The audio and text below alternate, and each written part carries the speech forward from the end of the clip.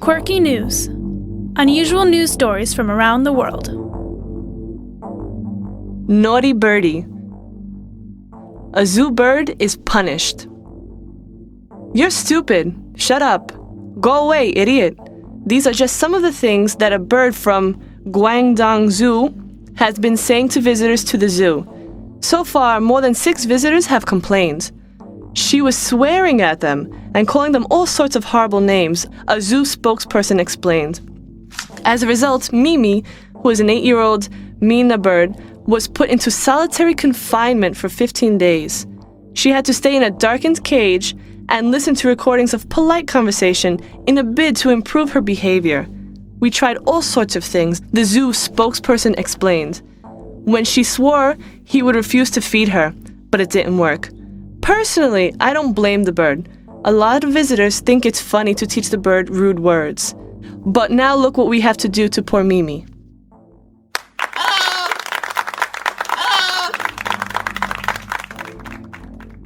Return shock.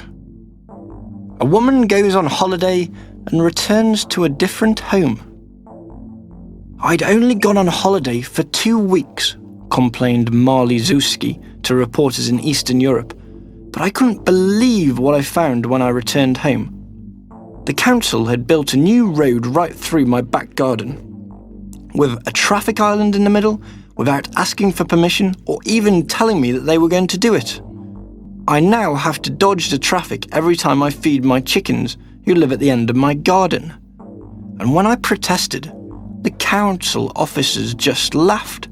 Apparently they've passed a new law that says they can use private land for road building without asking for the owner's consent or paying compensation. It's disgraceful. A spokesperson for the local council later said, "I don't know why she's complaining. It's not a very busy road, and she can still get to the back of her garden to feed her chickens easily. What's the problem? Her chickens are all right. She still owns the land.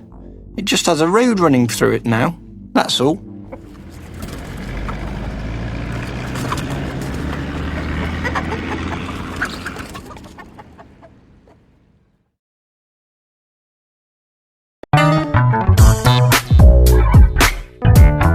Twin fame. Thomas Reeve was born on the 28th of March 1982, and together with his brother, he holds an unusual twin record. We spoke to him about this and his experience of being a twin. How did it all start? I was born in Ulsan, South Korea.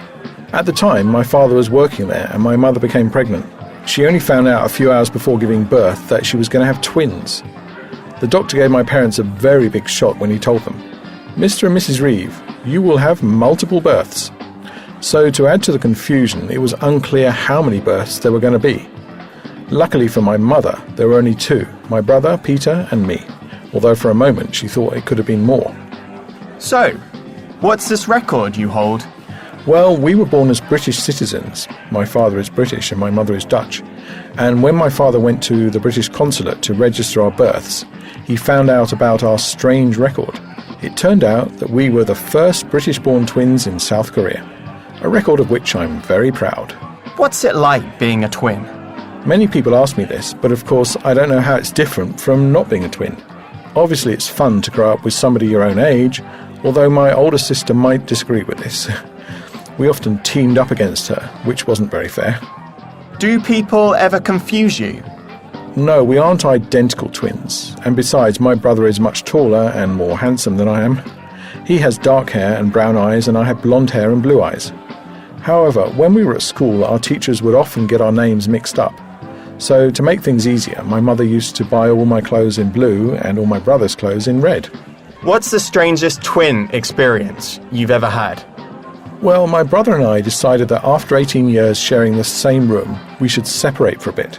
So, on our gap year, we went to New Zealand. I went to the North Island, and my brother went to the South Island. It was a time of great independence. Neither of us bothered to phone home to England, although we did send the odd email. After a month or so, I decided to call up my mother, but I couldn't get through because the line was engaged. 5 minutes later, I tried again, and my mother picked up the phone. And the first thing she said was, "Wow, that's a coincidence. You'll never guess who I was just speaking to." She told me that my brother, who was about 900 kilometers away at the time, had decided to make that first phone call home at exactly the same time as me. That can't be a coincidence, can it?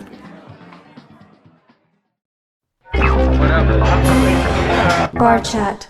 U.S. bar chat.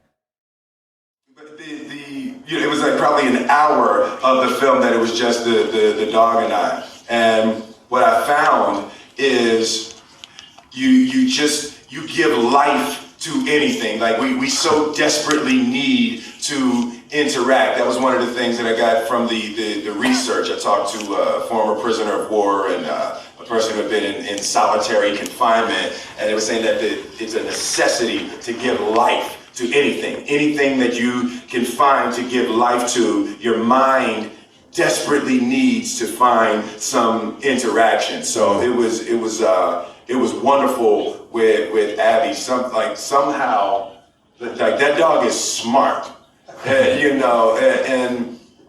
because I know we all have dogs and pets at home, and I mean, some of us have really, really dumb dogs. But it's like Abby, it was as if she spoke English. It was like she understood. She would look in my eyes. And when she would see, like I would miss one of my lines or something, there was an intelligence there that was extremely helpful in interacting in this film.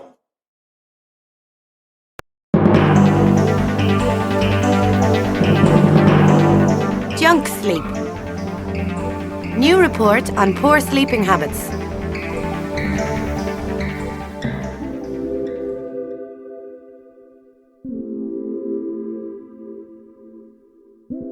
New research shows that teenagers are damaging their health by not getting enough sleep. And a third of 12 to 16-year-olds slept for between 4 to 7 hours a night. Experts recommended 8 hours.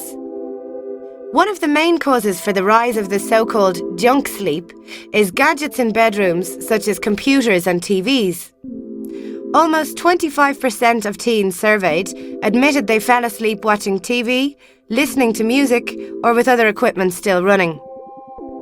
More than 60% of those questioned had a phone, music system, games console, and TV in their bedroom. While 40% of the teens said they were often tired during the day, just 10% placed much importance on getting a good night's sleep. Dr. Chris Idzikowski of the Edinburgh Sleep Centre said, "This is an incredibly worrying trend. Youngsters need to be taught a healthy lifestyle includes healthy sleep as well as healthy food. The message is simple: switch off the gadgets and get more sleep."